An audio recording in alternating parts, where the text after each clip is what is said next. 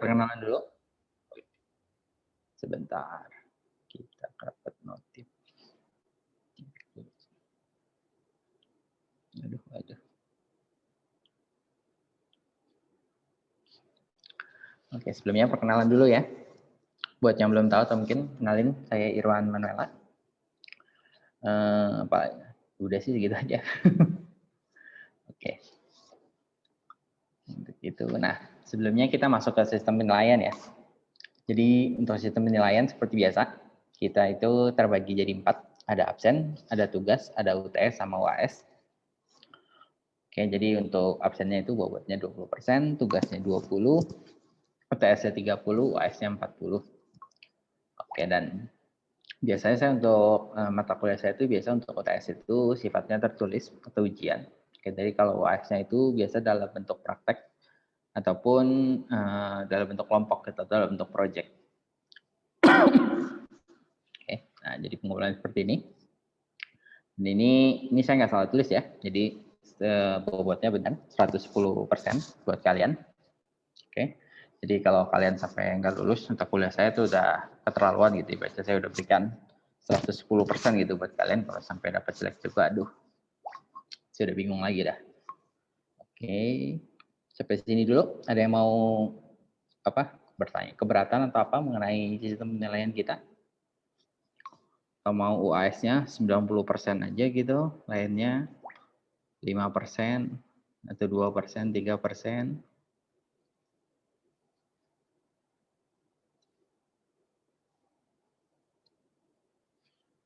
Setuju semua? Halo? Pak. Oh iya. Ini suara yang putus atau emang sinyal saya jelek?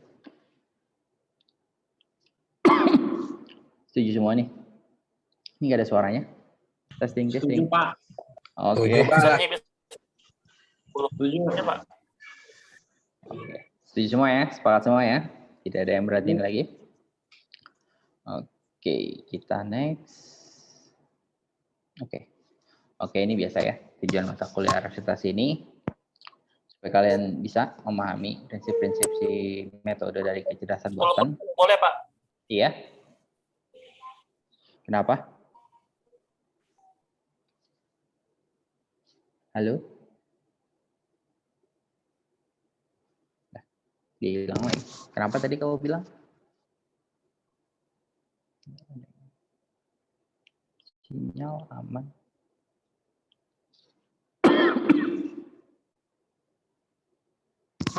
Nggak jadi tadi.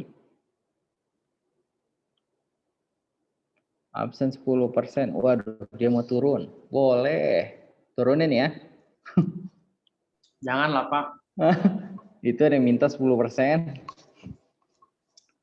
Nah, saya sih senang mendengar ya.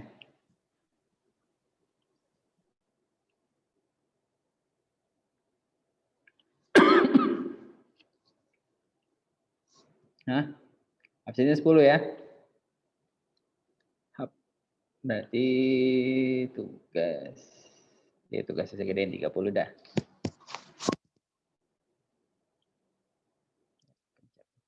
Oke?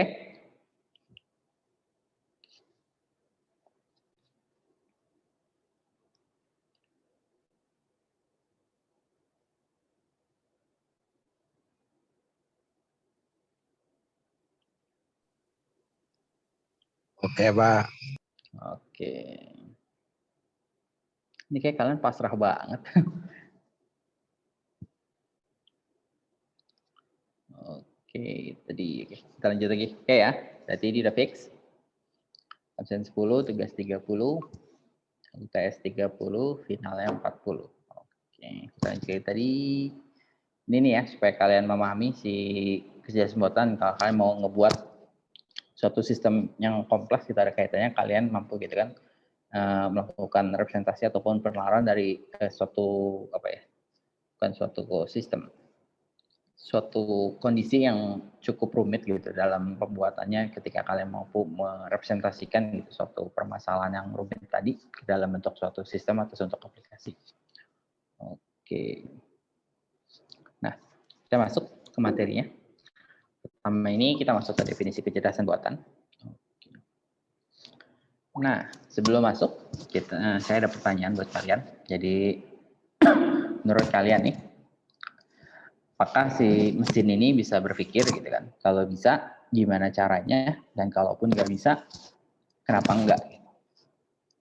Oke, coba masing-masing berikan pendapat, bebas aja, nggak usah takut salah, nggak usah ini. Ini baru pendapat, menurut kalian, mesin itu bisa berpikir atau enggak? Masa enggak, Pak? Nggak bisa berpikir. Nggak bisa berpikir, oke. Ya. Kenapa menurut kamu nggak bisa berpikir? Karena program itu dibuat itu karena logiknya kita gitu, sesuai dengan alur yang kita buat, sesuai prosedurnya.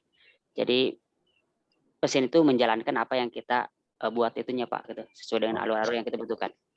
Oke, jadi menurut kamu, Didi, bahwa mesin itu nggak bisa berpikir ya? Jadi dia itu cuma melakukan sesuai dengan apa yang kita perintahkan gitu, sesuai dengan perintah yang apa udah kita program gitu kan. Jadi dia itu sebenarnya nggak berpikir, dia hanya menjalankan apa yang kita program.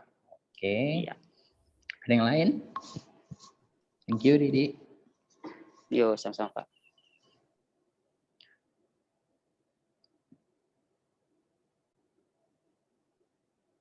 Yang lain ada? Atau mau saya tunjuk?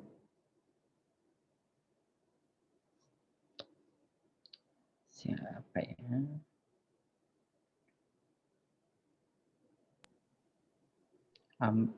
Ahmad Hidayat? Ada orangnya? Oh, ada, Pak. Okay. Kalau menurut saya sih mesin bisa Pak berpikir, Pak. Tapi tergantung mesinnya juga gitu, Pak, dan tergantung aplikasinya. Kalau misalnya neural network, mesin itu apa namanya? Ya gitu bisa berpikir, Pak. Gimana caranya kalau menurut kamu bisa? Caranya itu apa namanya ya? Caranya yaitu gimana ya, Pak? Saya nyerah deh, Pak. Nyerah. Caranya dia nyerah gitu.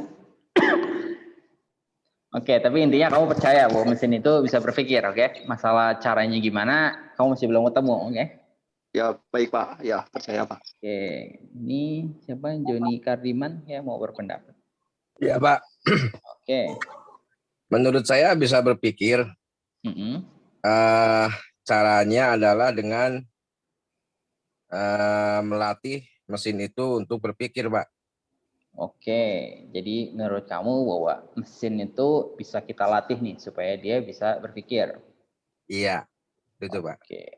Supervisor. Terus ada lagi. Oke. Ada lagi satu lagi. Oke, Muhammad Fakri ya. Silakan. Kalau itu mesin itu nggak bisa berpikir, Pak. Dia itu apa istilahnya mesin? Kalau dalam mesin itu dummy mesin. Jadi mesin itu walaupun kita perintahkan terjun ke jurang pasti dia akan lakukan, Pak. Jadi memang tidak bisa berpikir, Pak. Oke. Terkait dengan mesin-mesin yang learning itu memang sudah ada algoritmanya yang kita berdasarkan data-data yang sudah ada dalam mesin itu untuk bisa seolah-olah bisa berpikir, padahal bukan, Pak. Oke, jadi menurut kamu mesin itu tidak bisa berpikir ya? Dia cuma melakukan apa yang kita perintahkan, dan walaupun terkadang dia terlihat seperti berpikir, tapi sebenarnya dia nggak berpikir ya. Dia hanya mirip seperti berpikir, tapi tidak berpikir. Oke. Nah, ini ada satu pertanyaan ini kelewat. Jadi apa yang dikatakan atau kita maksud sebagai pikiran atau mind? Menurut kamu, menurut kalian, pikiran atau berpikir itu ngapain?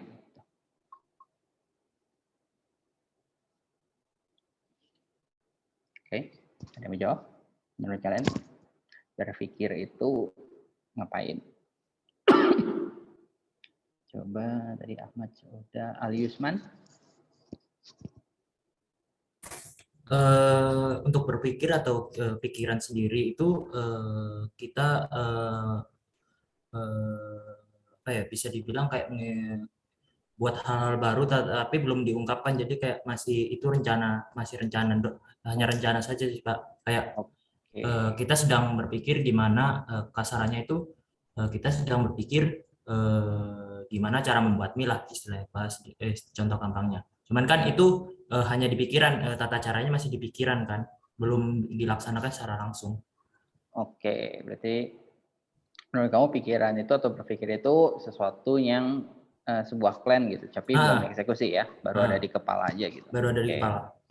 Dan itu setiap makhluk hidup punya. Setiap makhluk hidup punya. Oke.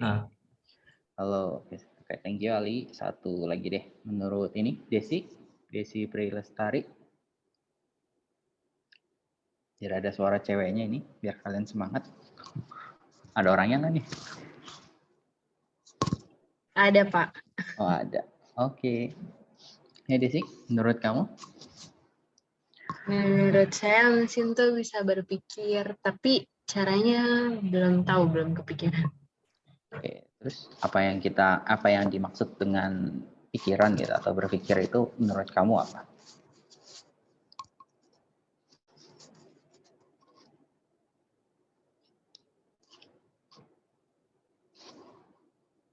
Lah, dia ngilang langsung.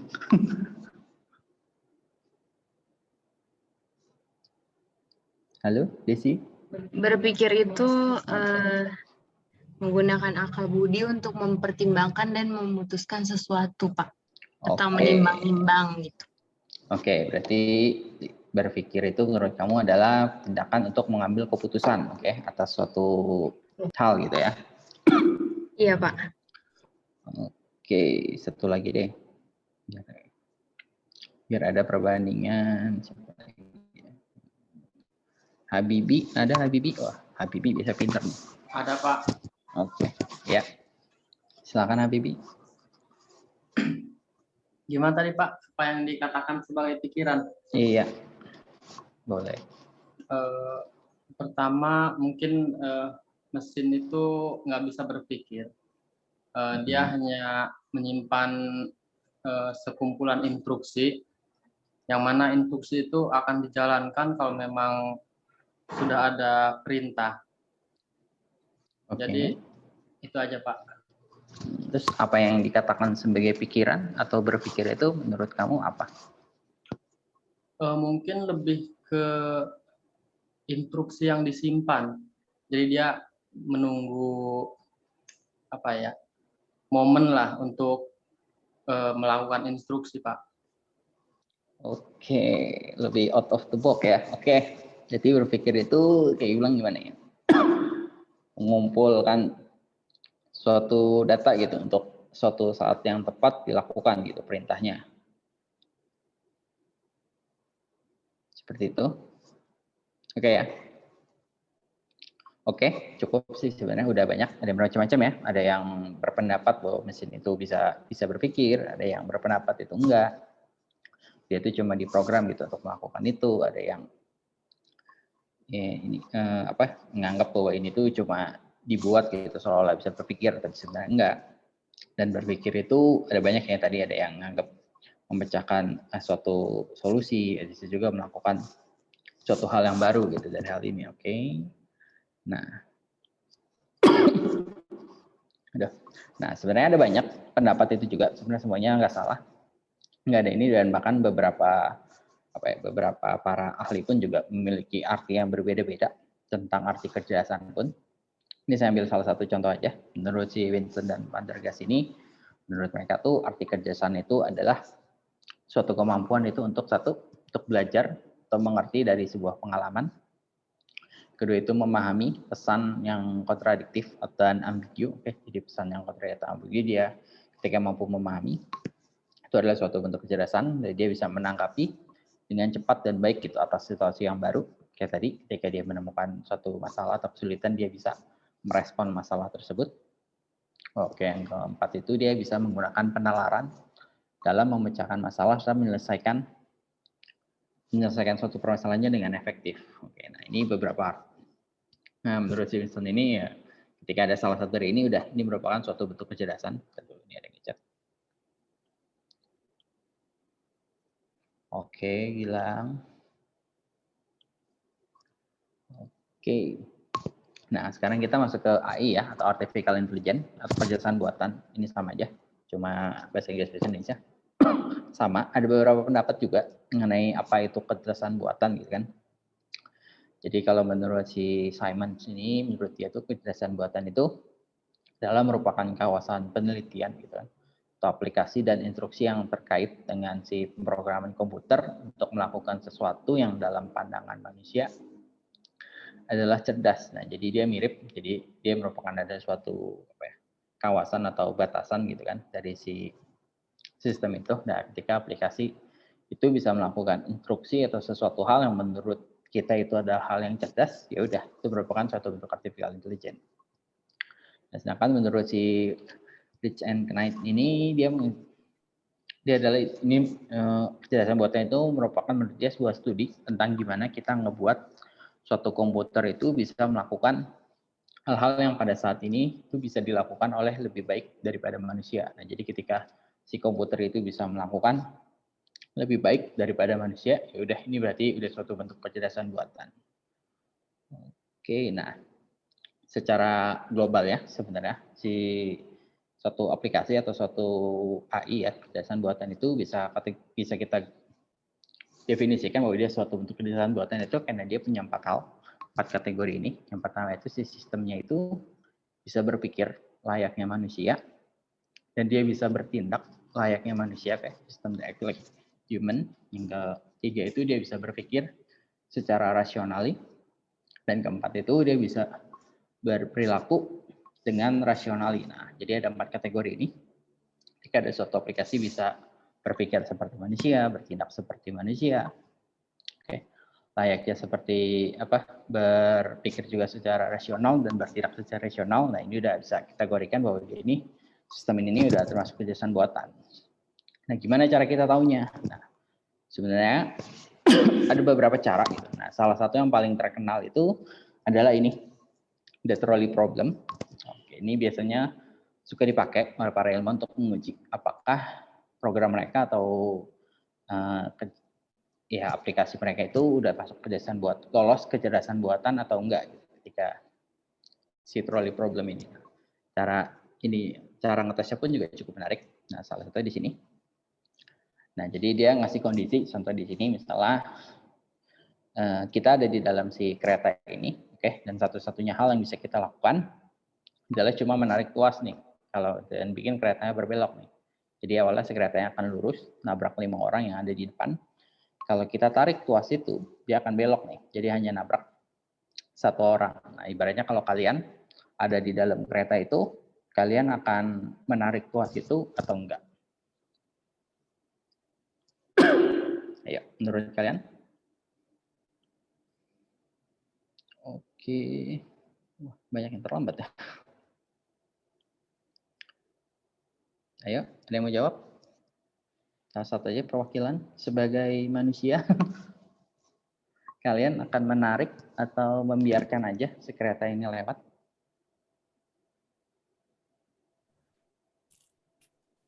Bingung, Pak. Nah, kok bingung? Berarti kamu ada di dalam nih, ya kan? Kalau kamu nggak tarik tuasnya, keretanya lurus nih, bakal ngebunuh 5 orang nih. Tapi kalau kamu tarik, keretanya bakal belok, tapi ngebunuh 1 orang. Cuman kan di dalam kereta kan ada sistem pengereman secara otomatis, Pak. Tolong di kondisi ini satu-satunya hal yang kamu lakukan. Satu-satunya. Berarti kalau emang satu-satunya ya mending yang satu itu aja sih dikorbanin. Oke, mending kita tarik ya, sepakat ya. Kita tarik daripada kita mengorbankan 5 orang. Oke, nah, jadi lebih baik kita tarik tuasnya ya, lebih baik 1 orang yang meninggal gitu kan daripada 5 orang yang meninggal. Oke. Nah, sekarang kondisi kedua. Nah, sekarang kondisi kedua hampir sama, ada sebuah kereta yang lurus. Oke, dia mau nabrak 5 orang, tapi bedanya kita ada di atas. Oke, nah sekali lagi ya, kita nganggap nggak ada kemungkinan lain gitu. Kalau kamu dorong gitu si orang berbadan besar ini, keretanya bakal nabrak si orang berbadan besar ini dan 5 orang itu selamat. Tapi kalau kamu nggak dorong, ya udah si 5 orang ini meninggal. Sekali lagi, nggak ada kemungkinan lain nih ya.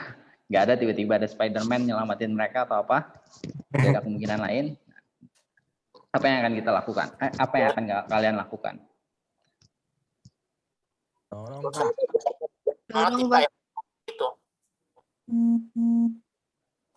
Kenapa? akan mati yang 5 orang itu, karena kalau yang orang gendut itu Kenapa kalau orang yang gendut itu? mesti ada konsen Pak, konsen.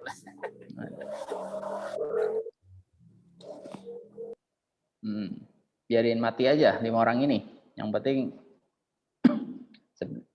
sebenarnya perbedaannya di sini adalah kalau tadi itu tindakan kita cuma menarik sebuah tuas gitu, nggak secara langsung. Kalau ini kita benar-benar melakukan tindakan langsung gitu, kita dorong si orang tersebut. Yang kita lakukan adalah dorong ya, lebih Kalau baik tetap. jawab Pak. Dorong aja Pak. Oke, Kalau dorong bisa. dorong. 3 orang dorong. Kalau secara logika, secara kemanusiaan ya jangan didorong. Oke, kalau secara kemanusiaan jangan didorong ya. Kita nggak tega gitu kan. Emang salah 5 orang itu kan. Ngapain dia tiduran di situ kan? Diikat itu Pak. Oh itu diikat. Pikir dia tiduran di situ. Oke, nah di sini mulai bingung ya. Ada yang pilih dorong aja, ada juga merasa secara segi kemanusiaan gitu kan. Si orang gendut ini nggak salah. Kenapa harus kita dorong gitu kan? Oke, nah si trolley problem ini juga sama. Dia akan ngetes ke sebuah artificial intelligence dalam studi kasus seperti ini. Nah umumnya, ya dia pasti akan kayak kondisi seperti pertama ataupun kedua, dia akan memilih ya lebih baik menyelamatkan 5 nyawa gitu kan, ketimbang mengorbankan 1 nyawa gitu kan, ketimbang 5 nyawa yang hilang.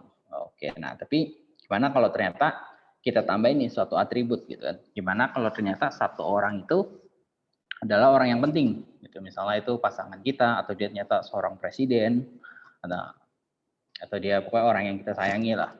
Akankah kita tetap tarik tuas itu, atau kita tetap biarin 5 orang ini meninggal? Dan 5 orang ini apa Pak? Orang biasa? Enggak kita kenal, iya. 5 orang ini enggak kita kenal, tapi 1 orang itu ternyata orang yang kita kenal gitu, atau orang yang kita sayang. Bakal tetap tarik tuas itu? Tabrakin aja ke 5 orang. Oke, mulai berubah ya. Lebih baik 5 orang itu yang meninggal ketimbang orang yang kita sayang meninggal. Iya Pak. Oke. Ya Pak. Nah, sudah berubah kan? Pilihan kalian udah berubah kan? Awalnya lebih baik 1 orang, sekarang udah lebih baik 5 orang yang meninggal. Nah, sama si the Roy problem ini tujuannya itu emang bukan mana yang benar gitu kan, mana yang lebih menyelamatkan 5 orang, tapi mengetahui apakah si artificial intelligence itu mampu seperti 4 kategori tadi. Dia berpikir seperti manusia, dia bertindak seperti manusia, dan juga dia berpikir secara rasional gitu kan.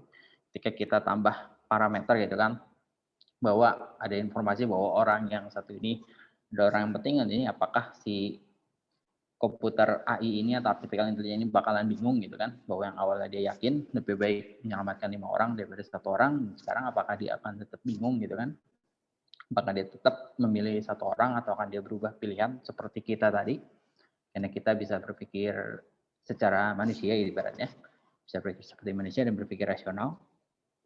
Oke, nah ketika dia mampu tiba-tiba artificial ini nyata ragu gitu atau dia bingung, ya berarti si artificial ini udah mampu berpikir seperti manusia, ataupun bisa kita bilang dia lulus di si trolley problem ini. Tapi kalau dia tetap gitu kan, tetap menyelamatkan apa ya, berarti dia nggak ada ya seperti kayak tadi teman bilang, bahwa dia tuh hanya diprogram gitu kan untuk menyelamatkan mana yang nyawanya lebih banyak. Dia nggak mampu berpikir seperti manusia nih, atau berpikir rasional. Oke, nah seperti itu. Jadi salah satu bentuk tes dalam kecerdasan buatan. Nah, kita masuk si detail kecerdasan buatan. Jadi ada beberapa sudut pandang. Dari sudut pandang kecerdasan itu sendiri. Jadi kita anggap bahwa kecerdasan buatan itu adalah mampu gitu kan, membuat si mesinnya tersebut menjadi cerdas nih, atau kita bilang berbuat seperti yang dilakukan manusia. Nah, dari sudut pandang penelitian, berarti ini merupakan suatu studi gitu kan, bagaimana cara kita gitu kan membuat komputer yang dapat melakukan sesuatu yang minimal itu adalah sebaik yang dilakukan manusia gitu. Kalau lebih baik justru jauh lebih bagus. Oke, nah jadi dari sudut pandang yang dari sudut pandang bisnis itu dia merupakan suatu kumpulan peralatan gitu kan yang sangat powerful dan metodologis untuk menyelesaikan suatu permasalahan bisnis mereka. Oke, sedangkan dari sudut pandang program, pasti kedashboardan ini meliputi tentang pemrograman simbolik, problem solving, dan juga suatu metode searching gitu, atau pencarian. Oke, nah si artificial intelligence ini sebenarnya dia punya dua bagian utama. Oke, yang pertama itu dia adalah basic pengetahuan atau knowledge base. Kita sebut juga sebagai database-nya dia. Yang di situ data-data tentang fakta-fakta, teori, pemikiran, gitu kan. Hubungan suatu komponen satu dengan yang lainnya itu sebagai dasar dia dalam mengambil keputusan gitu atau kerangka dia dalam berpikir. Yang kedua itu dia punya motor inferensi atau inferensi engine. Jadi dia mampu tadi dari data-data yang dia punya, si basic pengetahuan yang dia miliki, dari situ dia bisa mampu menarik kesimpulan gitu kan berdasarkan pengalaman ataupun berkaitan dengan si representasi dari duplikasi proses tersebut melalui mesinnya. Oke, misalnya komputer atau robot. Nah, jadi jadi benar si komputer ini gimana ya? Sebenarnya dia nggak berpikir secara langsung, cuma memang kita desain itu adalah dia tuh kemampuan dia tuh bisa meniru kemampuan berpikir kita secara manusia, walaupun ya nggak akan secanggih pemikiran kita manusia juga, tapi nanti kita akan bahas lebih lanjut. Oke, nah desain buatan ini punya beberapa konsep ya. Yang pertama, yang pertama ini Turing test. Nah, Turing test ini juga sama sebenarnya metode pengujian kecerdasan buatan yang dulu terkenal banget di bahkan sampai sekarang itu si Turing test ini sempat dibuatin film. Kalau kalian tahu ada filmnya si Turing test ini, tapi saya lupa judulnya apa. Ada dibuatin film pada masa sih sampai sekarang pun beberapa juga sudah dipakai ke dalam bentuk kubis. Nah, jadi cara pengujinya pun juga menarik. Jadi cara pengujinya tuh kayak sekarang itu kita suka lihat tuh sebagai kayak kuis tanya jawab gitu. Cuma bedanya yang jawab itu ditutup kayak tirai gitu kan. Misalnya saya berikan pertanyaan gitu kan. Nah, terus yang penjawabnya itu ada 5 orang ditutup dalam tirai. Nah, ketika 5-limanya memberikan jawaban, cuma bedanya di dalam kelima itu salah satunya itu adalah robot atau AI. Ketika saya nggak bisa membedakan gitu dari kelima orang yang menjawab ini mana yang robot gitu. Ketika saya salah, terus saya nggak bisa membedakan, ya udah berarti Turing testnya ini lolos gitu, bahwa si mesinnya ini mampu mengelabui saya yang seorang manusia gitu. Oke, ini ya, jadi melibatkan seorang penanya gitu kan manusia dan 2 objek atau lebih yang ditanyain. Ketika saya nggak bisa bedain, ketika saya bertanya, terus semua yang ada di dalam tirai menjawab dan saya nggak bisa tahu gitu kan mana yang mesin mana yang manusia, ya udah berarti si mesinnya itu berhasil mengelabui saya. Oke, nah pemrosesan simbolik, jadi si artificial intelligence ini merupakan bagian dari ilmu dan pemrosesannya itu secara simbolik dan non algoritma ya. Jadi untuk menyelesaikan masalah. Oke. Yang ketiga ini secara heuristik. Nah, jadi secara heuristik ini dia melakukan proses pencarian atau search di ruang problem secara efektif. Oke. Oke, nanti kita bahas heuristik ini sebenarnya kayak gimana ya. Melakukan suatu pengetesan dari berdasarkan semua kemungkinan yang ada gitu. Jadi melakukan proses pencarian berdasarkan itu lalu dia tes gitu kan secara problem. Dari di atas itu dia akan nemu ini mana yang paling efektif gitu, atau jalur mana yang paling efektif untuk menyelesaikan ini. Jadi dia akan pandu gitu kan proses pencariannya sepanjang jalur dan dia akan pilih gitu kemungkinan sukses paling tingginya mana. Nah, nanti ada beberapa metode. Oke. Lalu setelah itu dia ambil penarikan kesimpulan atau inferensi. Jadi si AI-nya setelah dia melakukan metode heuristik tadi, dia coba mempertimbangkan atau apa. Nah, dalam sini ya kira dia punya tuh kemampuan berpikir gitu. Seolah-olah dia bisa meniru kemampuan berpikir kita tadi tuh. Ketika kita berikan suatu permasalahan, dia akan coba gitu kan, dicoba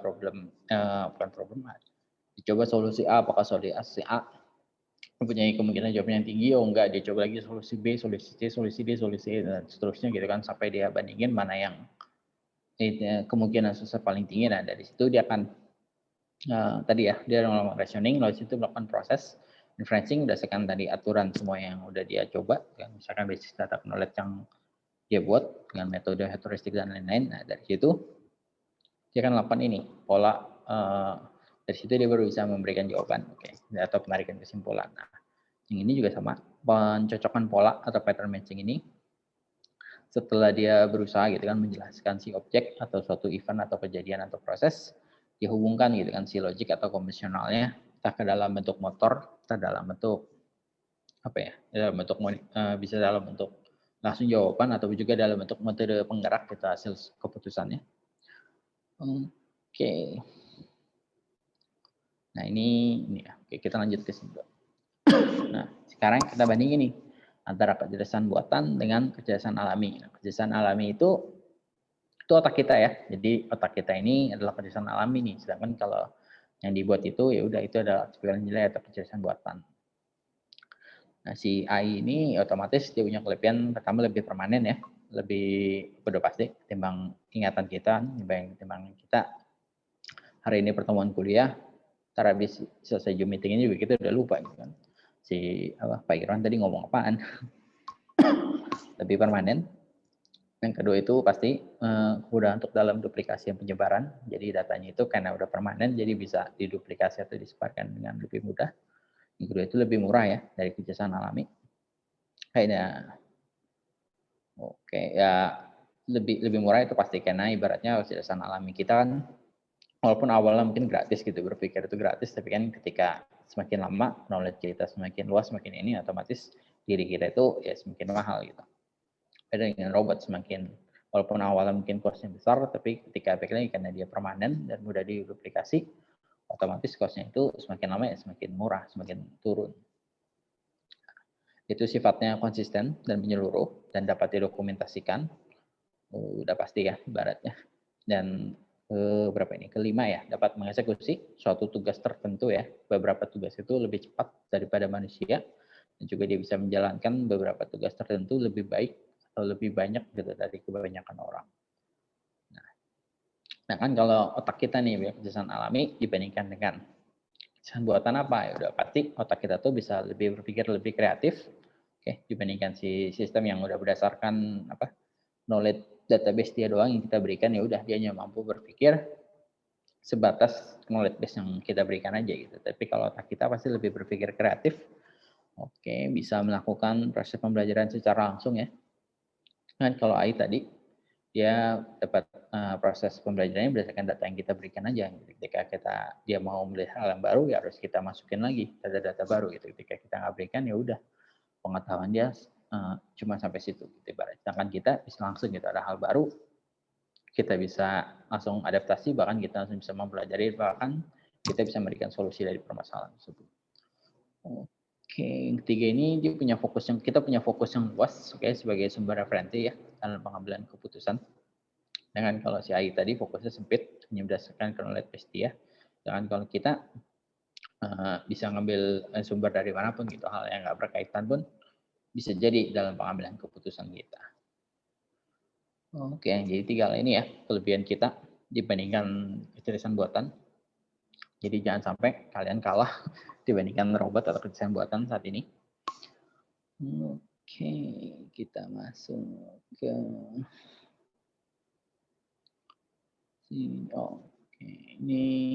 Ini perbedaan ya, sama sih kayak tadi kurang lebih antara si kecerdasan buatan dengan konvensional itu ya otak kita kecerdasan konvensional atau kecerdasan alami si konvensional ini. Tadi menggunakan otak kita itu sebagai manusia. Kalau si kecerdasan buatan itu cuma bisa meniru beberapa dari otak kita dan si komputer itu kita bisa perintahkan gitu si komputer itu untuk menyelesaikan suatu masalah. Sedangkan kalau kecerdasan buatan ya kita cuma beritahu doang tentang gimana cara dia menyelesaikan suatu masalah. Beberapa ini lagi kayak penggunaan bahasa, menggunakan jenis bahasanya, menggunakan hardware khusus atau apapun. Kita skip aja. Nah, kita masuk ke sejarah kecerdasan buatan, serta pengembangan dan aplikasinya. Sebenarnya gimana? sejarah kejahatan buatan ini juga cukup panjang dan cukup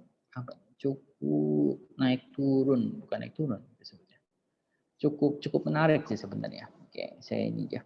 Nah, jadi awal mula gitu kejahatan buatan ini ada gitu kan. Nah, awal mulanya itu adalah di sini kita sebut sebagai zaman batu, tapi bukan zaman batu beneran ya, bukan zaman prasejarah beneran gitu ibaratnya. Nah, pada tahun 1943 atau 1995 ini belum ada nih kejahatan buatan. Orang-orang tuh belum tahu kalau ada suatu bidang yang namanya artificial intelligence atau kejahatan buatan. Jadi baru pada tahun ini awalnya tuh ada orang bikin kerja itu secara JST itu jaringan saraf tiruan gitu. Dia ngebuat suatu penemuan namanya jaringan saraf tiruan dan juga ada suatu logika gitu kan. Si teori logikanya dari si Alan Newell sama si Herbert Simon ini. Nah, dari si dua ini mulai nih kemunculan dari awal cikal bakal kelahirannya si artificial intelligence ini nih melalui si Dartmouth Workshop ini pada waktu Summer 1956 dan ditambah lagi si John McCarthy ini juga nge-publish keseluruhan di dunia nih bahwa ada satu bidang baru nih namanya artificial intelligence. Nah, jadi bentar. Di sini dimulainya nih dilahirkan. Dia ditemukan atau udah mulai seluruh orang di dunia itu tahu bahwa ada satu bidang baru namanya artificial intelligence.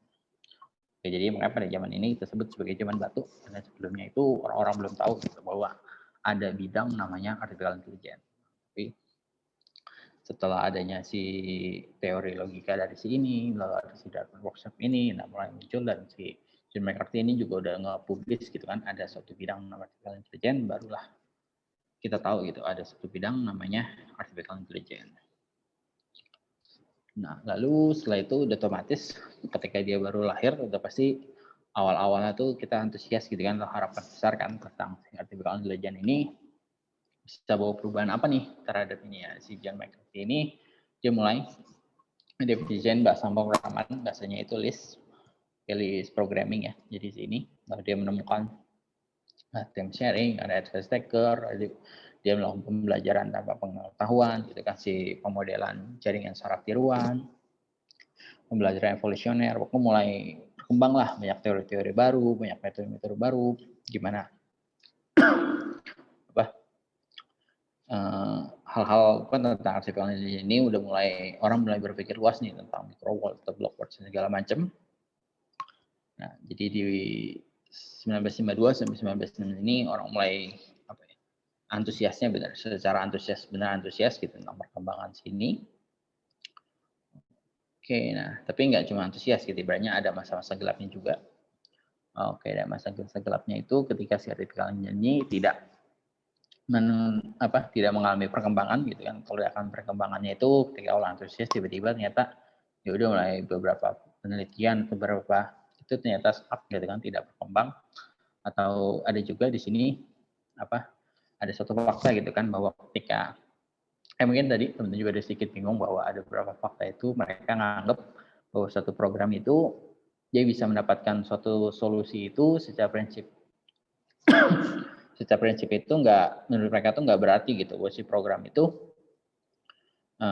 bisa bikin mekanismenya secara langsung gitu. Biasanya mereka mesti nganggap bahwa solusinya itu diberikan ya karena udah kita atur gitu, bahwa ketika kondisinya A ketemu kondisi B, solusinya C gitu. Kondisi A ketemu solusinya D, solusinya E. Nah, itu kita nggak berikan ketika ada kondisi baru ya udah dia nggak bisa memberikan solusi apa gitu, atau nggak secara praktis atau secara langsung. Nah, jadi ada fakta secara itu. Lalu mulai banyak lagi gitu kan penemuan pada masa ini, mulai orang semakin semakin minder, semakin nggak percaya, semakin berhenti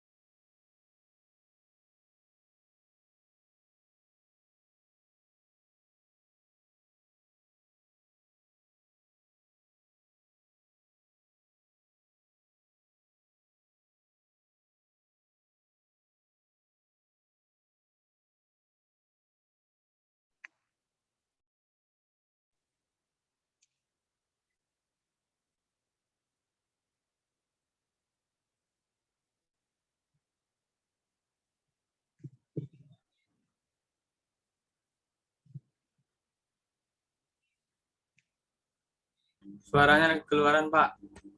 Oke, tes. Ada. Udah, Pak. Suaranya ada? Oke, kita lanjut. Tadi sampai mana? Sampai sini ya? Atau ini udah? Sampai masa gelap? Sudah? Belum? Yang antusias Pak tadi, Pak. Antusias. Waduh. Apa juga? Oke. Oke, tadi masa antusias ya. Jadi awal-awal perkembangan setelah si McCarthy ini mempubliskan adanya artificial intelligence gitu ya, suatu bidang di sini mulai muncul gitu si McCarthy ini ngedefinisin adanya bahasa program buat si artificial intelligence ini, bahasa list programming ini, lalu dia nemu content sharing, advanced taker gitu, pembelajaran tanpa pengetahuan dan lain. Di masa ini mulai muncul nih teori-teori baru, metode-metode baru dalam menemukan si solusi ini udah mulai berkembang banyak lah intinya. Nah, ketika awal ini tapi nggak terus berkembang lama, tapi juga ada beberapa masa si artificial ini nggak mengalami perkembangan gitu, kita sebut sebagai masa kegelapan. Jadi kayak tadi yang awalnya dia meledak gitu kan, mulai membesar banget, banyak teori banyak apa, tiba-tiba dia stuck, teori-teorinya tuh ternyata banyak yang nggak terbukti gitu secara ini.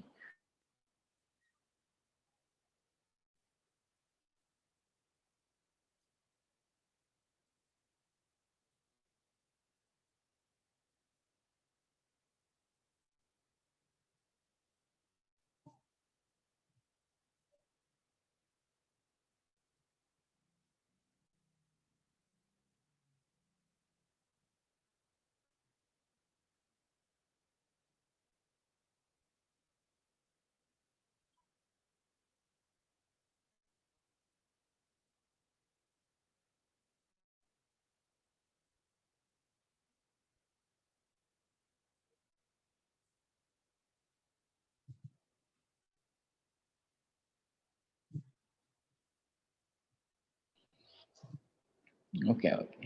Saya udah ganti wifi. Semoga yang ini. Tes. Aman suara? Aman. Aman, Pak.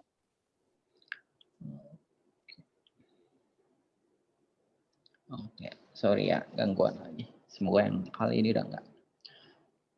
Oke, pada masa kegelapan tadi sini ya, ada yang tidak mengalami perkembangan. Sebenarnya pada waktu masa ini sempat dipublis waktu itu ada penemuan artificial intelligence, yaitu sebuah robot, di mana robot ini bisa menerjemahkan gitu bahasa Inggris ke Rusia dan gitu juga sebaliknya dari Rusia ke Inggris. Bahasa nama robotnya itu robot Eliza gitu, Eliza Project atau Alice Project, saya juga lupa, pokoknya kayak Eliza deh. Di waktu itu tapi ya sempat orang berpikir gitu bahwa ya ketika dia bisa menerjemahkan itu karena udah kita berikan gitu kan datanya bahwa arti A artinya halo, itu artinya Rusia apa dari Rusia gitu, ketika kita berikan bahasa baru jadi nggak mampu mengerti atau apa. Nah intinya sempat si masa-masa kegelapan. Nah jadi si penemuan untuk pemrosesan ini sempat dihentikan gitu kan. Ini seperti ini. Nah, lalu ada beberapa tadi saya bilang kegagalan beberapa ini yaitu si kegagalan perception, ada penelitian jaringan saraf tiruan dihentikan. Lalu mulai muncul nih ketika direalisasikan ada persukaran pada proses learning, keterbatasan gitu dari metode itu. Itu konsep pembelajaran. Oke. Nah, setelah dari masa kegelapan itu ada lagi nih masa apa ya? Finance ini kita sebut sebagai masa kebangkitan lah. Oke, nah sebenarnya sejarah panjang sih ini, karena pada waktu itu nggak cuma permasalahan tentang apa ya, tentang dari segi ilmu pengetahuannya aja gitu. Pada masa itu ada banyak gitu kan permasalahannya, sempat kayak zaman dulu itu mungkin dari permasalahan agama, ada permasalahan apa. Nah, jadi kita belok sedikit ya. Mungkin pada masa itu sempat apa ya? Sempat sih emang agama pada waktu itu kan sempat kuat gitu, ibaratnya di sana itu sempat kuat, dan ilmu pengetahuan semacam ini ya bisa kita anggap tuh bahwa sesuatu yang menentang Tuhan nih ibaratnya. Jadi sempat ada perselisihan, sempat apa yang sempat pada masa kebangkitan ini kayak ada beberapa teori gitu yang ternyata dari segi ini salah, dan orang-orang mulai berbalik nih dari itu. Dia mulai sedikit ada beberapa orang yang mulai percaya kepada ilmu pengetahuan gitu kan. Dari sini kita sebut sebagai masa kebangkitan. Oke. Nah, jadi si masa kebangkitan ini kita ada perubahan paradigma gitu kan, dari penyelesaian masalah berbasis search based menjadi penyelesaian berbasis pengetahuan. Lalu mulai diciptakannya ada sistem pakar pertama, gitu, di mana yang pertama itu kayak Dendral ini dia menginversi struktur molekular dari informasi ke yang disediakan oleh spektrum massa gitu. Ada si MyGene, yaitu sistem pakarnya untuk ngediagnosa infeksi pada darah. Ada prospektor ini dia merekomendasikan gitu eksplorasi pengeboran pada lokasi geologi gitu kan. Jadi dia bisa merekomendasi gitu ketika mau ngebor mencari si mineral molybdenum ini, dia rekomendasi ini lokasi tanah yang harus dibor tuh di mana. Ada si itu. Nah, terakhir ini si Medallion Fund ini. Nah, Medallion Fund ini juga cukup apa ya? Cukup GG gitu pada masanya. Bahkan menurut saya hingga sekarang gitu. Jadi kalau si Medallion ini jadi capek juga ya.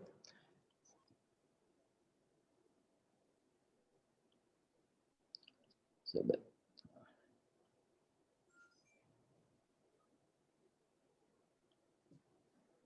Oke, nah jadi si Medallion Fund ini seingat saya nih ya, waktu itu kalau nggak salah namanya itu si Medallion Fund-nya dulu deh kalau kalian nggak tahu gitu. Medallion Fund ini sebenarnya dia mirip kalau sekarang itu kayak dia kayak robot trading. Jadi kalau kalian tahu sekarang tuh lagi booming apa tuh binomo dan semacam-macamnya gitu kan, robot trading yang nyata penipuan gitu, nyata zaman dulu udah ada. Oke, si Medallion Fund ini dia bukan robot trading sih, dia sebagai yayasan gitu, tapi dia bikin satu robot trading gitu. Jadi awalnya tuh zaman dulu belum ada ya, belum ada programmer, belum ada orang IT gitu kan. Zaman dulu belum ada tuh. Zaman dulu adanya tuh adalah ahli matematika. Jadi itu kalau nggak salah namanya itu adalah John Simons. Oke, si John Simons itu dia ahli matematika gitu kan. Nah, dari situ ketika dia tahu adanya si artificial intelligence ini, nah dia coba nih ngumpulin teman-temannya pakar matematika itu buat suatu bikin aplikasi. Tujuannya tuh buat ini melakukan trading nih untuk memprediksi harga saham atau uang di seluruh dunia gitu kan. Bahkan si Medallion ini juga sekaligus mengeksekusinya juga gitu kan. Dia benar-benar mirip kayak sekarang tuh robot trading lah, cuma ini versi zaman dulunya. Oke, nah jadi si Medallion Fund ini oleh si para ilmuwan sebutnya, oleh si para pakar ini kita masukin gitu kan, pemeliharaan data jumlah transaksi, laporan ekonomi, kebijakan bank sentral, tren harga saham, cuaca, pokoknya apapun kita masukin ke situ. Ya nanti si mesinnya ini bakal mengkalkulasi nih, memprediksi si harga saham atau apa. Yang menurut saya GG banget. Ternyata gitu kan dalam tahun berapa nih? 1979 sekarang 2020 udah hampir 40 tahun ya. Dalam 40 tahun, 30 atau 40 tahun terakhir ini ternyata si Medallion Fund ini sampai sekarang dia masih aktif dan dia tuh udah memberikan profit itu kalau nggak salah hampir 400 juta % gitu dalam keuntungan. Ibaratnya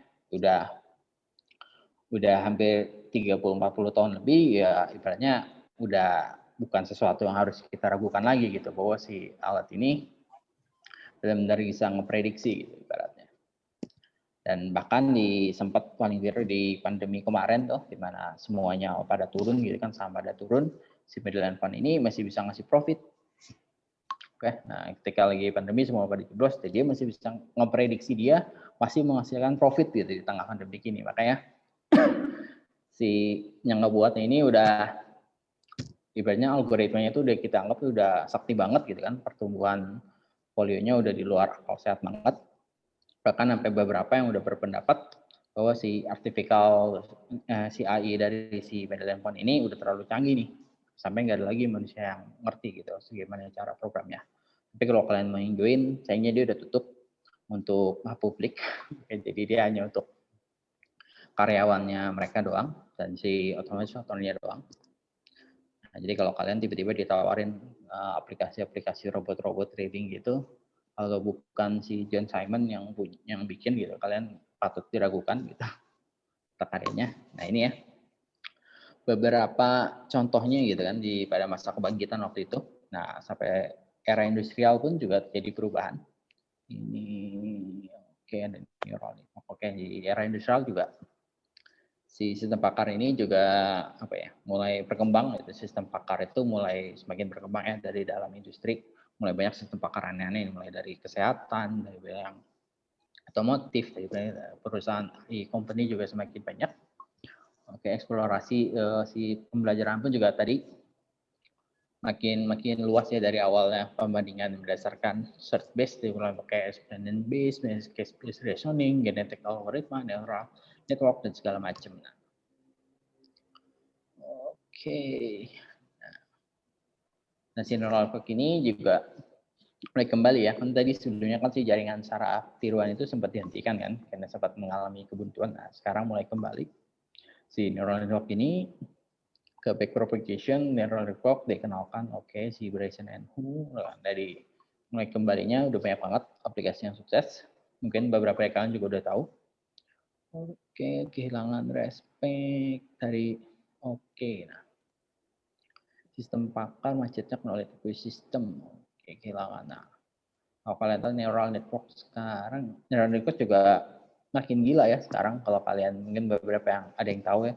Sekarang ini contohnya si Elon Musk. Nah, Elon Musk pemilik Tesla, kalau kalian tahu. Jadi ada beberapa perusahaan ya, nggak cuma si Teslanya doang. Salah satunya juga dia buat project di bidang neural network ini. Salah satunya itu dia adalah bikin chips bukan chips keripik kentang. Chips yang ditanam di kepala manusia, jadi dia dibikin. Dan setahu saya itu tahun lalu itu dia udah presentasiin, dia udah tanam chipnya itu di kepala monyet sama kepala babi dan itu berhasil. Jadi waktu di video itu dia udah nampilin tuh bahwa si monyet itu bisa bermain game cuma dengan di kepalanya aja tuh dia pikirin aja gitu cara bermain gamenya gitu kan. Gimana harus bergerak ke kiri atau bergerak ke kanan, dia udah nggak pakai pergerakan itu. Nah, jadi itu di zaman sekarang dari si neural network ini udah semakin berkembangnya makin habis makin apa ya? Udah makin terlalu untuk beberapa orang ya, tapi rasanya udah makin sulit diprediksi. Tapi ya baik lagi si neural network punya situ juga sempat menuai pro dan kontra gitu, apalagi dia sempat terlalu sadis. Terlalu apa ya? Terlalu ngeri sih kalau kita bisa bayangin gitu kan. Ya, dia udah nawarin gitu kan, bahkan ketimbang di beberapa tahun ini sering banget ngeledek gitu kan, ketimbang kita mainan meta gitu, ibaratnya dia suruh ditawarin sama dia mending pakai chipnya dia gitu kan, tanam di otak, itu jauh lebih menarik ketimbang mainin meta menurut dia. Oke, di sini si neural network. Nah, ini sama ya, era kematangan, jadi udah mulai banyak hasil-hasil dari misalkan yang sebelumnya cuma teori gitu, belum bisa dibuktiin, dan bukan cuma ngusulin teori baru gitu kan, dia udah bisa ngebuktiin nih, kayak contoh si Elon Musk tadi, dia udah bisa ngebuktiin gitu ada hasil penelitian kecerdasan buatan dia. Nah, dia udah bisa ngeklaim gitu kan berdasarkan dari teori dan eksperimen, udah bukan pada intuisi lagi, udah bukan menurut dia lagi gitu, menunjukkan relevansinya kepada dunia nyata. Oke, jadi udah banyak beberapa di perusahaan gitu kan dalam produksi apa udah pakai robot, udah pakai replical, udah bukan contoh mainan aja gitu ibaratnya. Oke, nah ini biar agak cepet ya. Kita masuk ke lingkup kecerdasan buatan. Nah, si lingkup kecerdasan buatan ini karena tadi ya, dia seiring berkembangnya semakin luas, semakin banyak gitu kan, teori-teori baru semakin banyak, kecerdasan buatan ini semakin melebar nih. Nah, kita perlu batasi nih, ada beberapa lingkup. Si kecerdasan buatan ini kita bagi-bagi lagi menjadi beberapa lingkup. Nah, ruang lingkup kecerdasan buatan itu ada beberapa. Yang pertama itu expert system atau sistem pakar.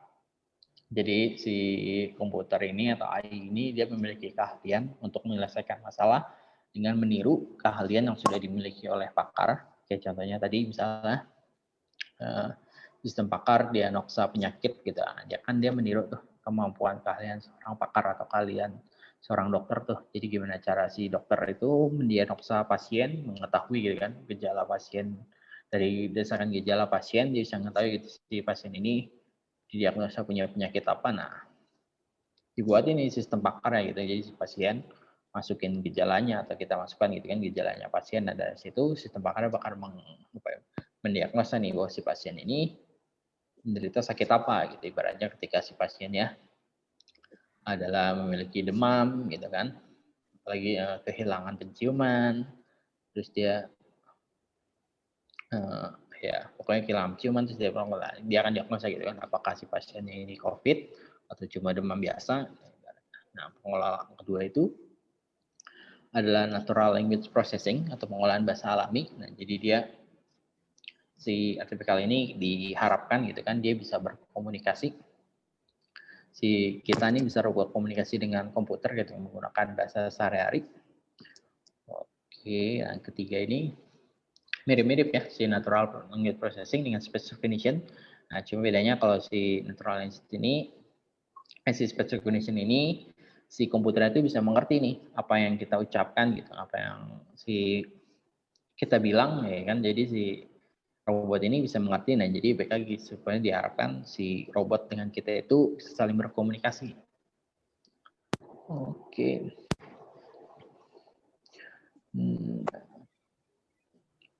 Oke, robotika ini. Nah, sebenarnya sama, kalian udah rasa banget kalau ini ya, mulai dari Google Translate, Google ini udah mulai bisa kita terjemahannya yang dulu awalnya masih jelek gitu kan, sering salah, sekarang udah makin rapi, makin ini bahkan bisa ngegombal, malah kan kita suruh Google terasa ngegombal, dia ngegombalin kita atau apa, udah semakin canggih.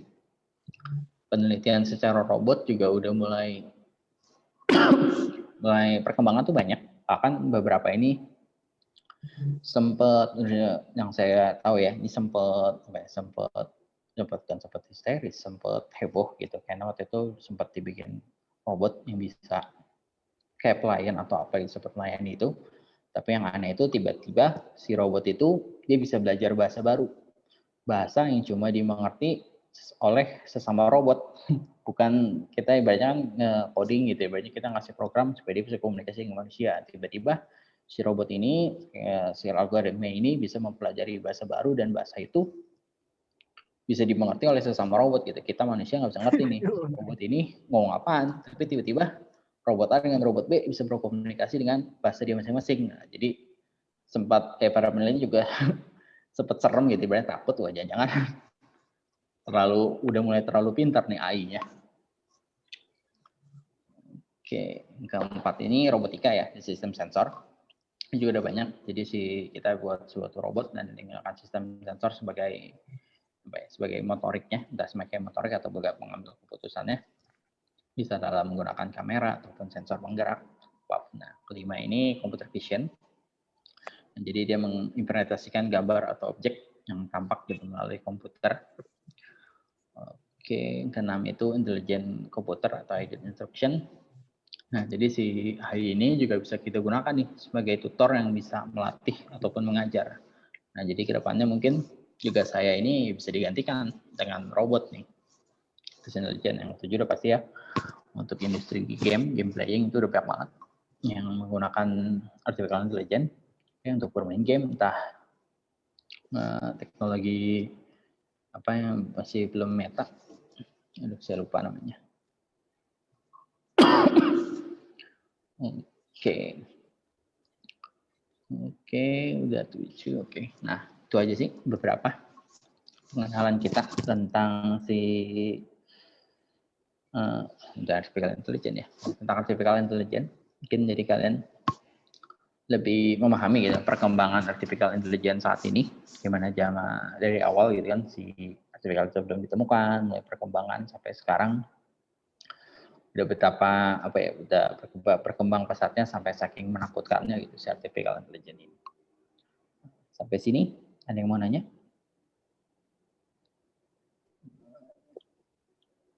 Bertanya Pak. Oke. Di mata kuliah ini kita akan belajar menggunakan software apa ya Pak untuk artificial intelligence ini? Menggunakan software sebenarnya kayaknya kita nggak ada coding deh. Untuk ini saya arahin sih nggak ada coding ya, karena fokus kita itu gimana cara kalian memahami gitu kan, ketika nanti kemungkinan ya, ini baru kemungkinan loh ya, bahwa nanti akan saya kasih suatu kondisi gitu atau suatu kasus, atau suatu permasalahan atau suatu apa, dan gimana cara kalian dari suatu kasus tersebut, gimana cara kalian membuat suatu bentuk presentasi atau penalaran gitu kan dari si kasus tersebut, gimana cara kalian entah itu menghasilkan suatu sistem, entah itu menghasilkan suatu metode gitu untuk gimana menyelesaikan suatu permasalahan tersebut. Oke, jadi coding mungkin ada beberapa script tapi nggak sampai ngoding kok kalian. Tenang. Pertemuan satu. Udah jangan minta coding aja.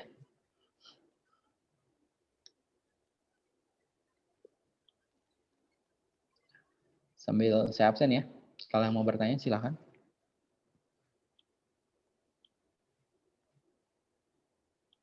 Abdul Rahman Hakim. Hadir, Pak. Oke. Asep Taufik Hidayat. Waduh, keburu tangis nih.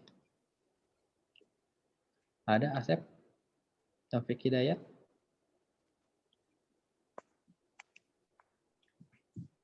Wah, dia beneran kayak lagi main bulu tangkis. Adam Kurnia.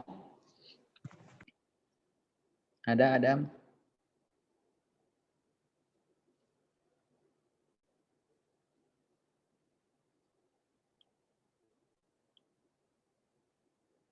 Ini PBO boleh di-share. Waduh, nggak boleh.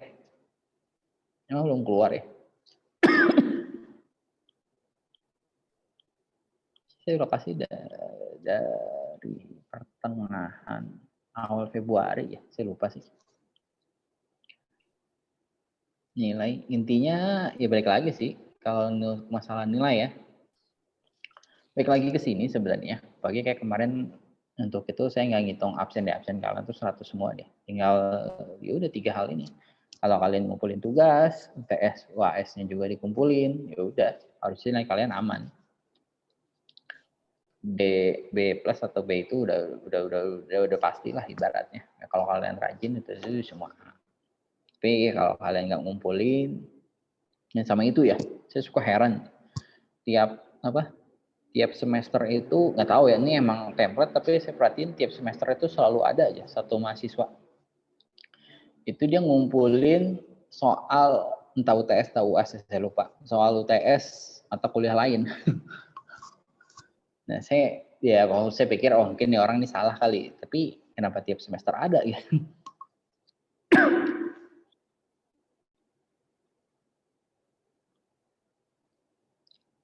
Itu ya. Jadi untuk nilai saya mau share takutnya nilainya berbeda lagi sama yang di Sispo ada. Mending nunggu di Sispo aja biar pasti. Saya pakai ke sini. Oke, tadi Ali Yusman ada? Ada ya tadi.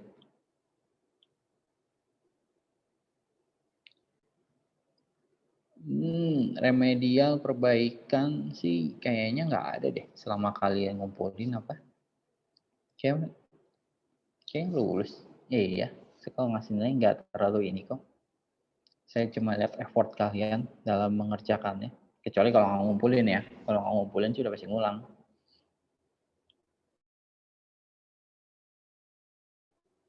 Ali Yusman, ada nih tadi. Ali Yusman ngilang dia. Alfonso Liquirisan Faris. Waduh. Alfonsus. Ya. Iya. Ada Alfon. Alfonsus. Tidak ada. Andre Kurniawan.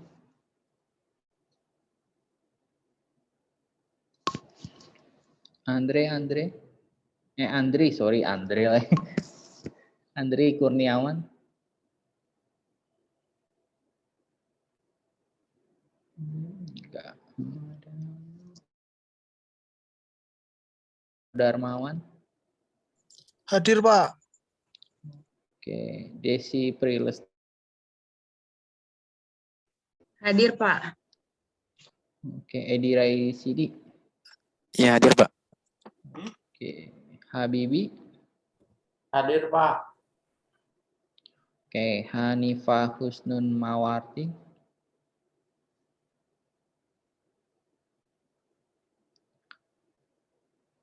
Mana tadi?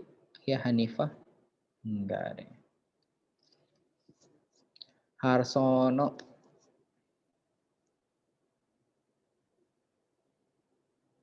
Harsono. Tidak ada.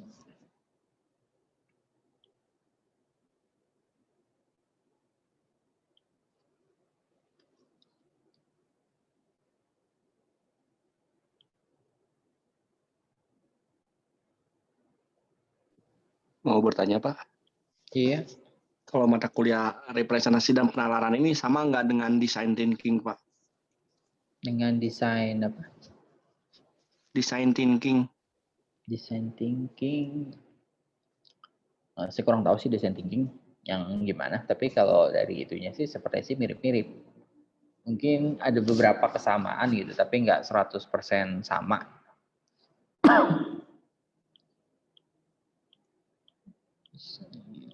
Oke, Hendra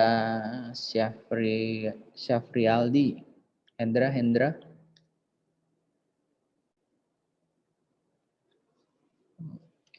Ilham Hamdi Eka. Ilham Hamdi. Hadir, Pak. Oke. Irwan Mustajab.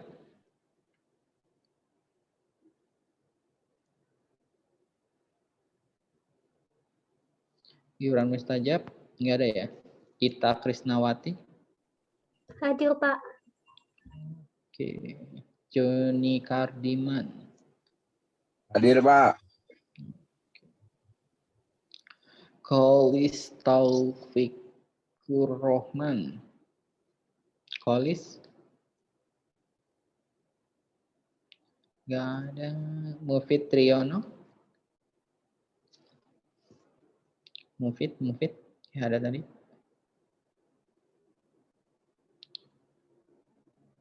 Mufid Triyono. Aduh, dia hilang. Muhammad Aldi. Ramdhani.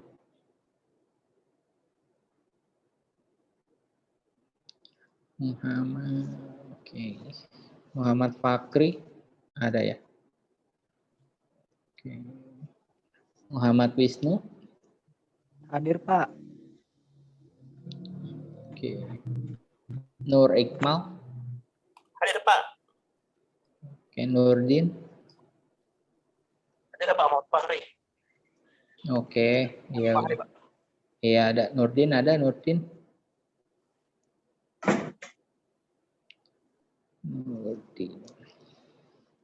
Ponsianus Prayogo. Hadir, Pak.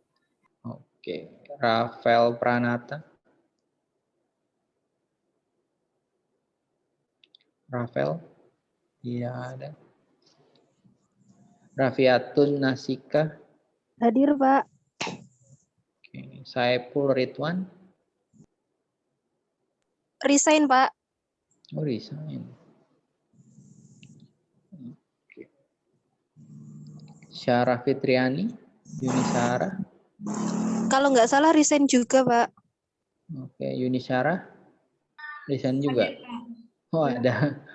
Ada, Pak.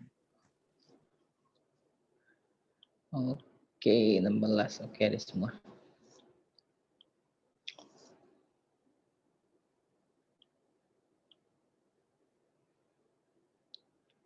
Oke ya, Mufid, Hakri ada ya.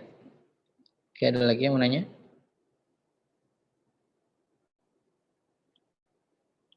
Oke, salah.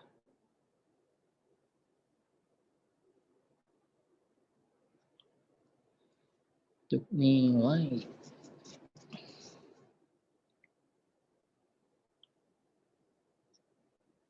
Mana ya?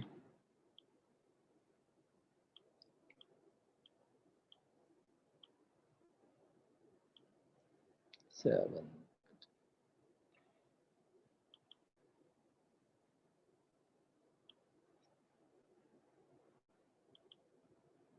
Kalian apa sih? Oke. Informatika ya, informatika.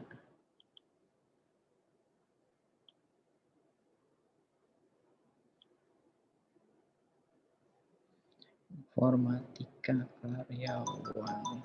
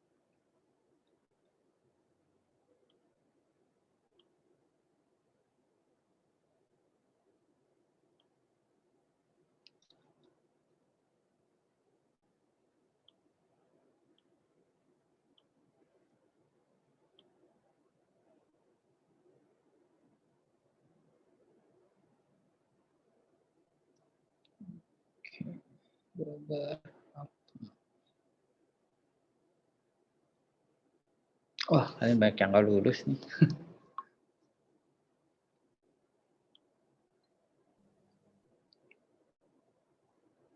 Mana ya? New share.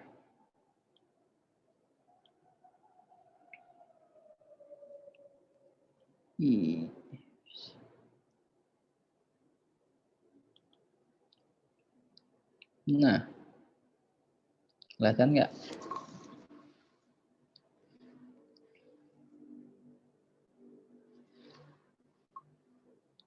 Itu ya, kalian saya nggak memberikan ya. Oh, ada yang mau turun. Oke. Lulus kok kalian, tenang tuh.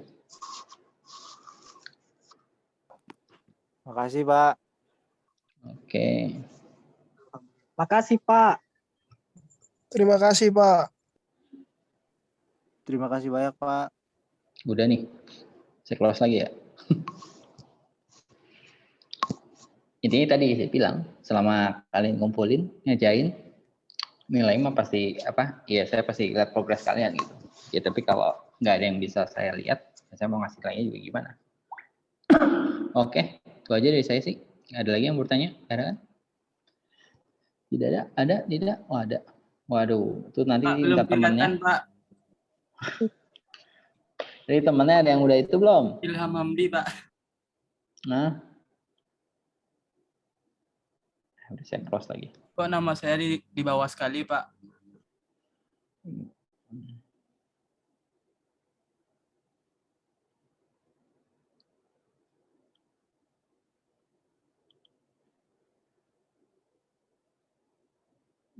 Ini tadi ya, bukan IF. Nanya boleh, Pak? Iya. Kalau materi di kuliah kan pastinya secara umum, Pak ya? Misalkan untuk artificial yang intelijen itu. Nah, kalau misalkan mau konsen di AI, itu kiatnya seperti apa, Pak? Kursus lagi apa ngikutin tutorial, Pak? Untuk sekarang ya, kalau menurut saya sih untuk sekarang sumber pembelajaran itu banyak. Dan menurut saya justru gimana ya, ilmu yang di kuliah itu ya sebenarnya ya bisa dibilang ya kalah cepat update-nya gitu ketimbang kalian lihat di YouTube atau kalian lihat apa itu jauh lebih berkembang gitu. Tapi kalau kalian mau serius, ibaratnya pertama kalian fokus dulu gitu. Udah gue mau serius nih di si artificial intelligence ini. Nah, bisa kalau kalian udah suka, udah tertarik, kalian pasti searching di Google, kalian demen gitu, nontonnya aja pun suka gitu kan, nontonnya dapet suka apa ya. Pertama paling gampang itu ya udah kalian berani diri cemplungin aja gitu buat suatu project. Walaupun kalian nggak tahu gitu gimana caranya, kalian beraniin aja gitu, bikin satu buah project kalian buat gitu kan. Dari situ pasti kalian lebih nge-push dong ketimbang kalian cuma nonton doang gitu kan, tapi nggak pernah dipraktekin apa yang kalian lihat sama kalian itu. Ketika kalian berani terjun sebuah project itu, kalian udah pasti mau nggak mau kalian tonton gitu gimana caranya gitu kan. Gue mau bikin project apa nih, gue mau bikin sebuah robot yang bisa ngelihat sensor di sekitarnya nih, dia bisa bergerak gitu. Berarti kalian cari gimana cara buatnya, cari projectnya, kalian praktekin gitu kan apa yang kalian itu udah, menurut saya itu udah hal bukan paling mutlak apa ya, udah paling the best lah. Ketika kalian lihat semua ilmu itu sekalian praktekin, ya udah itu udah pasti menurut saya ya ilmu itu udah pasti ngelotok di kepala kalian tuh, udah kalian pasti udah paham. Nah ketika udah kalian udah serius, ya udah tinggal kalian bisa cari, menurut kalian bisa buat nge-support, bukan nge-support, nge-boost diri kalian tuh ya bisa cari pekerjaan gitu yang sesuai dengan di bidang kalian. Nah, kalian bisa jadiin gitu kan bahwa project yang kalian buat itu suatu portofolio kalian gitu kan, ketika kalian ngelamar cari sebuah pekerjaan itu semua. Nah, dari situ ya baik lagi ilmu kalian makin dari situ ya lebih berkembang lagi dong. Ntar itu ketemu entah ada senior, entah ada orang yang lebih bisa ngeberikan solusi gitu. Ternyata apa yang kita pelajari ini, oh ternyata salah nih, ternyata ada hal yang lebih praktis, atau ternyata ada hal yang lebih, bukan lebih perfect apa ya, lebih lebih rapi gitu secara ini ya. Jadi kalian lebih berkembang. Nah, sebenarnya kalau dari saya sih, saran saya sih gitu, kalau kalian udah suka itu terjunin aja diri kalian gitu ke dalam satu project. Kalau kalian nggak tahu apa, ya kalian nggak usah pikirin ibaratnya dapat keuntungan itu dijadiin nilai tambah. Tapi ketika kalian awal-awal masih belum ini, udah kalian terjunin aja. Penting kalian apa ya, banyak kalian capek, tapi capeknya karena kalian yang suka gitu, ketimbang kalian cuma fokus mencari sesuatu yang apa ya, yang bukan kalian nggak suka gitu. Nah, yang kalian bisa kerjaan ini ada duitnya gitu, ada ini tapi nggak kalian suka gitu, atau mungkin kerjaan kalian atau kalian nggak ngapa-ngapain juga, ya udah menurut saya sih ya sesuatu yang melakukan hal yang disuka walaupun ternyata rugi gitu atau ternyata ini nggak ada yang salah. Ada perbaikan untuk nilainya. Emang kamu kenapa? Saya nggak tahu sih.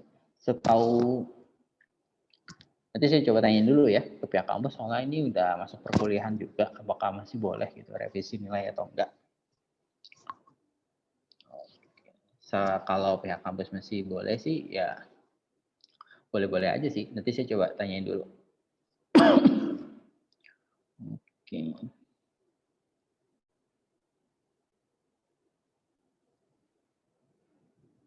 Tapi ada yang ngulang ya. Setahu saya tuh kalau ngulang itu antara dia nggak ngumpulin atau ya tadi tuh entah dia ngumpulin file yang aneh-aneh atau file yang nggak terbaca. Yang nggak terbaca pun juga saya sempat broadcast di grup kok. Kalau misalnya ada masalah dengan filenya. Harus saya jadi bingung tadi masalahnya. Itu di Siakat ada nggak sih Pak nilai-nilainya Pak? Saya kurang tahu, seharusnya sih ada ya. Kalian bisa ceknya di Siakat. Mungkin kan ya nggak tahu, mungkin lagi prosesi pergerakan kita dari semester 1 ke semester 2 ini lumayan pendek ya. Kalau saya lihat cuma berapa minggu gitu, 3 minggu ya, beberapa. Mungkin Siakatnya lagi kerepotan lagi atau lagi berdarah-darah di belakang. Saya kurang tahu. Siap. Mungkin kalian tunggu aja atau kalian coba tanyain. Mohon bersabar intinya. Siap Pak. Oke, tapi tadi kalau ada yang udah tahu nilainya atau bisa itu coba ditanyain langsung aja ke pihak kampus juga. Nanti saya juga coba tanya apakah masih bisa.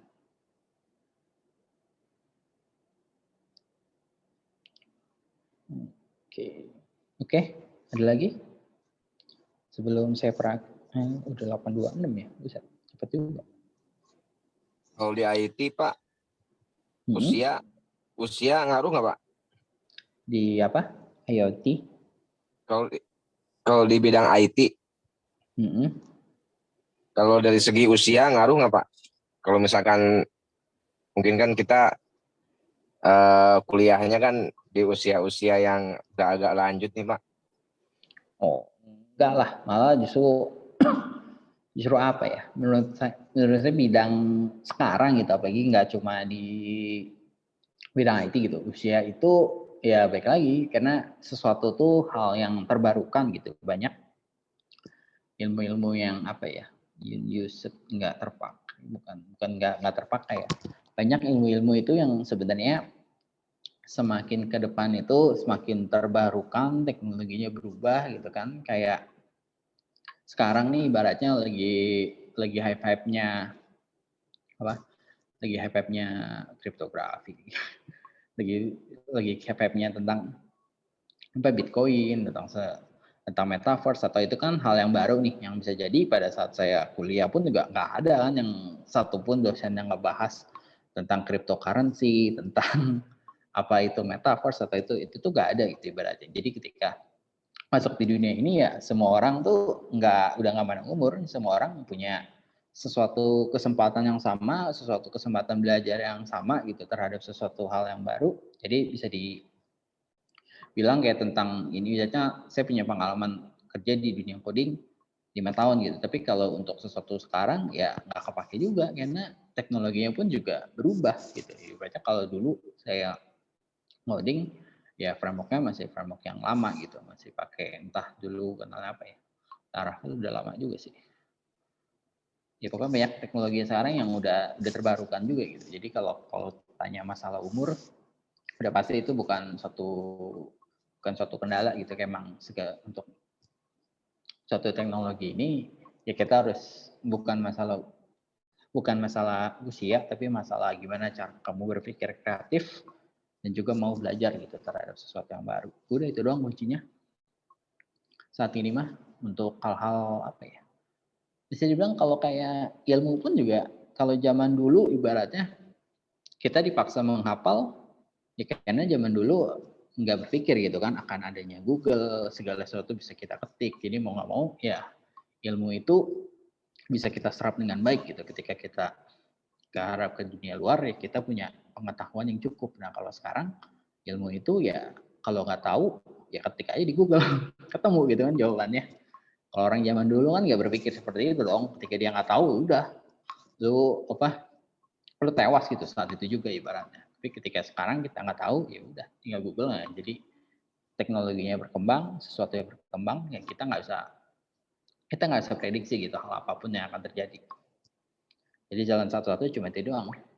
Mau terus belajar dan kedua itu bisa berpikir kreatif gitu terhadap suatu perkembangan suatu apapun.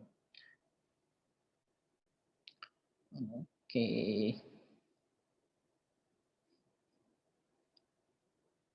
Oke ya. Sudah 8:30 saya kira cukup untuk pertemuan hari ini. Saya akhiri.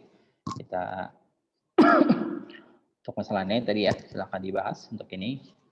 Ke pertemuan ini kita akhiri untuk minggu ini. Kita ketemu lagi minggu depan. Bahasan yang lanjut. Oke, see you. Bye-bye semua. Ya, Pak. Makasih, Pak. Yuk. Terima kasih, Pak. Pak.